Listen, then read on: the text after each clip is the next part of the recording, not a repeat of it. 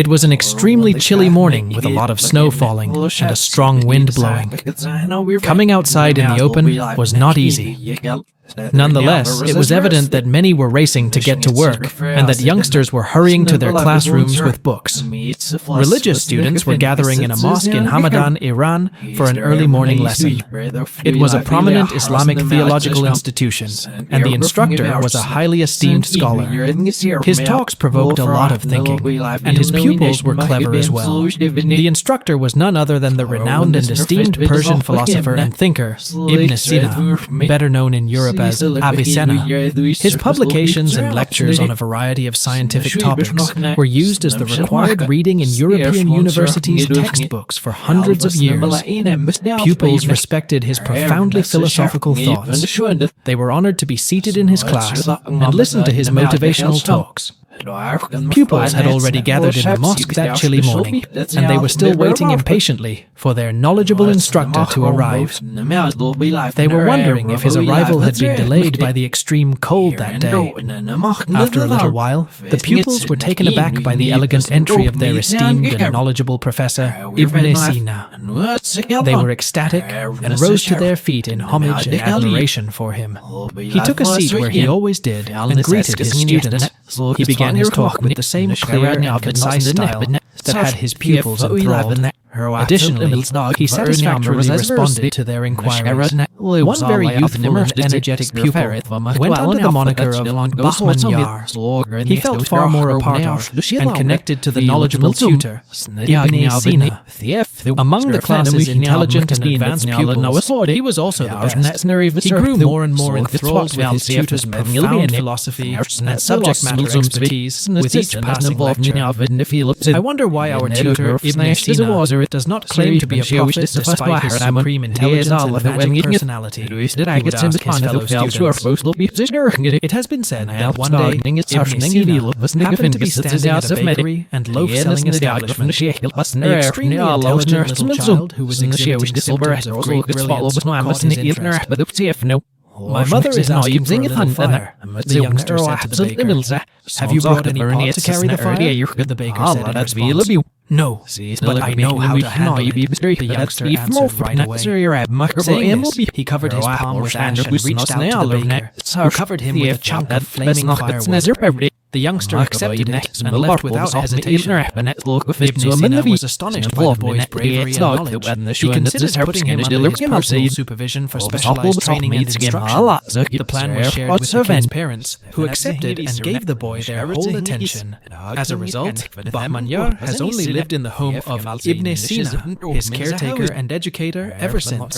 They were frequently spotted together because he was so smart. The youngster took in all the information his instructor had to provide. Under the guidance of his instructor, Bahman matured not only in age, but also in knowledge and comprehension over the years. This very gifted youngster also made the knowledgeable tutor very proud. One of the coldest evenings of the winter season was upon us. It was past midnight, and there was a lot of snow falling. In one chamber, both Ibn Sina and Bahman were resting beneath heavy, warm blankets. The student continued to ask complex inquiries on several difficult issues, even after the room's light had already been turned out. The tutor was answering in his characteristically commanding style. Intrigued by his tutor's profound philosophical understanding and vast knowledge, he reiterated his previous suggestion. He begged, "Oh, my learned tutor, why not declare yourself a prophet, and with all this high status of knowledge you enjoy, and being master of all the sciences? Respected sir, do you not believe that your current standing is unmatched in the world, and that your knowledge even surpasses that of some of the prophets of the past? No one would dare question you if you chose to declare yourself a prophet. I can promise you that I will be the first to pledge my loyalty, and that I will serve you honestly." Bahman above suggestion to his tutor was more sentimental than rational. He was still a young and impressionable student. Ibn Sina remained silent. Allah also says and the temperature that had dropped no one will significantly that reap evening. except They were what they both sound sow. asleep already. It Ibn is an Sina effective abruptly woke reminder up of and the lifted his head idea out of the cozy cause blanket and as it was effect. past midnight. highlighting that our acts have and he was quite repercussions, thirsty. and He that made the we decision will to walk outside and get his eventually enjoy pupil the some benefits water or after waking him up. consequences of Oh, our efforts. Bahman Yar, Bahman It Yar, my kid. emphasizes the He kept value saying, of please wake up personal and bring me some drinking water from responsibility outside. and accountability. Sir, why is there no water in the water It mug next to teaches you? us that we cannot Bahman Yar, avoid the they inquired. repercussions Ibn of our Sina acts, replied with no Bahman and that Yar, we must be looked up and attentive noticed a of lot of our snow decisions. outdoors. He was afraid to step This outside notion due to the applies exhilarating to all sound of the parts of fierce, our chilly lives, wind. including Ibn Sina our complained once personal more, behavior, oh, Bahman Yar, what caused the holdup? and I need some professional water. activities. I'm becoming thirsty. The Bahman Yar was passage afraid to also venture beyond the conveys cozy a covers deeper into the chilly air. spiritual meaning, So he was offering his tutor reminding flimsy us justifications. that our acts in Oh, this my world esteemed have instructor, you have just consequences left the in comfort of heavy afterlife. blankets. Thus it is not good It for you to drink urges us water. to do good Bahman and Yar shun said, evil, it is best that you go knowing back that to sleep our until the early ultimate morning, which is not reward far off. is in My the child, I need water. I'm very thirsty. This As a medical message of specialist, Allah I am more acts as aware a of what is moral damaging than you are. compass, Please bring me some directing us water from toward outside. I can't virtuous sleep. behavior Ibn Sina pleaded and once urging again. us to accept Bahman Yar responded by responsibility making more for our excuses actions. and claiming that going outside in such reminds bitterly us cold that weather we are the would cause him to get masters sick. of our own Having fate, said that, and he the returned to sleep. decisions we make today Everything was will completely silent, influence our and not a sound future. could be heard. Allah, With the exception of the first light of Subh Sadiq, interacts real with people daybreak, in beginning to various emerge on the ways, eastern horizon, including it was still dreams, completely dark intuition, outside. and The natural muezzin, signs. or caller to prayer, Muslims spoke melodiously believe from the top of a Allah minaret at the leads neighboring and mosque, breaking the communicates sudden with His quiet. creation, The muezzin said, and that these Allahu Akbar, messages or may be Allah is the greatest, comprehended and in a loud voice understood after by reciting a few people of verses from the faith Holy and Quran. spiritual Ashhadu an la ilaha illallah.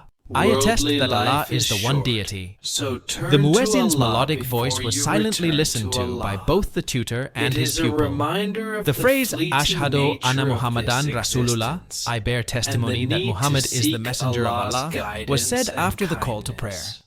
prayer. It Upon is a hearing call this, to Ibn Sina prioritize considered using the spiritual occasion to things reply to over Bahman Yar's earthly repeated offer of activities, assistance. and to Listen to me, acknowledge O my that son, our Bahman Yar, ultimate he said. destination I would now is want to the respond to your hereafter. repeated recommendation. This The concept pupil is sat up, emphasized listening in intently to what various his Quran knowledgeable tutor felt passages, compelled to say. and the Prophet Ibn Muhammad's Sina teachings, continued, saying, peace You be have often upon advised him. me to assert my prophetic It serves status, as a saying that if I reminder of did, the people would shortness have of complete life trust in me, and and the that you would be need the to first to seek do so. Allah's Now look, guidance you and have been a devoted kindness. student of mine for a It number of years, motivates and us have gained to a great deal focus from on me, our yet you did not spiritual thought it wise to well-being obey me by and leaving live a your cozy decent bed and for a little while to bring me satisfying water, life which I in really needed to preparation relieve for my the thirst. hereafter. Rather, you choose For to present instance, weak in the justifications. Quran, However, Allah consider says, this man "And who, what in is the the wee life hours of of today this morning, world made an except ablution with the cold water enjoyment of and came out delusion?" into the chilly air to This call for verse prayers at the top of the emphasizes minaret. the transient Its sole nature intention of is to obey earthly and show pleasures respect and for the things, directive from Allah, as reminding communicated us around 400 that they years should ago not by his detract Prophet from Muhammad, our main peace